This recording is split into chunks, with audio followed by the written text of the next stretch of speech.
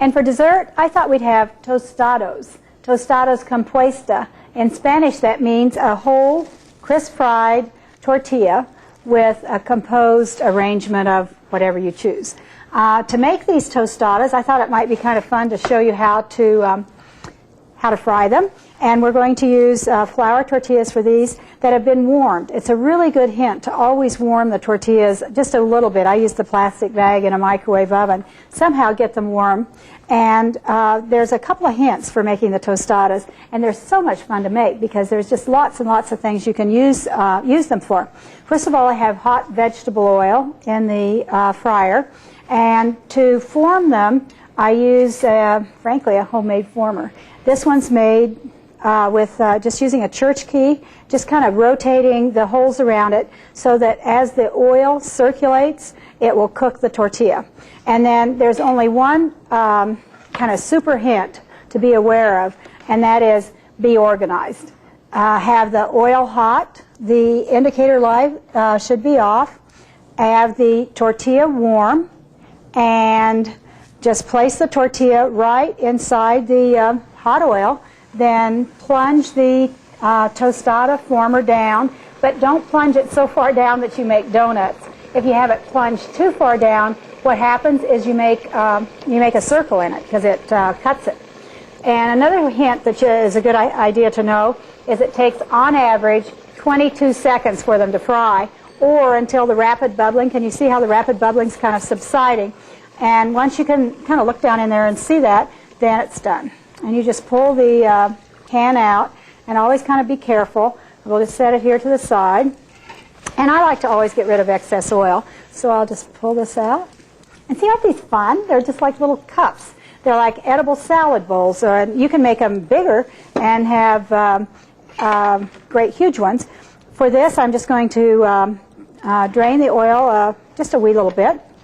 And if you're going to use the cinnamon sugar sticks a lot better if you start with a warm, just freshly fried tostado shell. However, if you're making lots of these in advance, which I do recommend once you get organized for it, it just takes seconds, then if you're going to make whole bunches of them at the same time, leave them just like this. But let me show you how we apply the cinnamon sugar.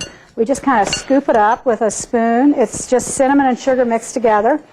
And I just go around the edges, and then I take the shaker and just kind of give it a generous shake, and then just turn it upside down. And you can keep working on it. But it applies easiest when it's still warm.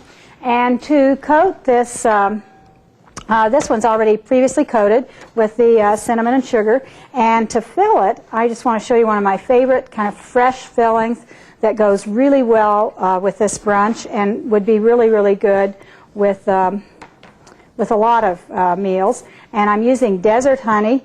Desert honey actually is much more concentrated than other types of honey. You can see it's really rich looking. And what I placed in there before was fresh squeezed lime juice.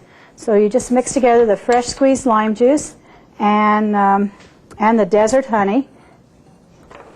And we'll just give it a few beats to really get it well blended.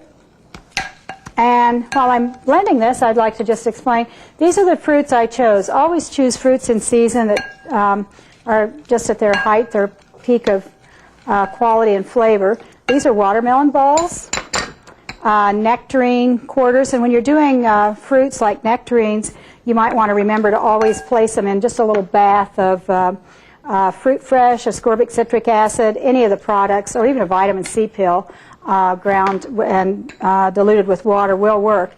Anything to keep it from oxidizing or turning brown.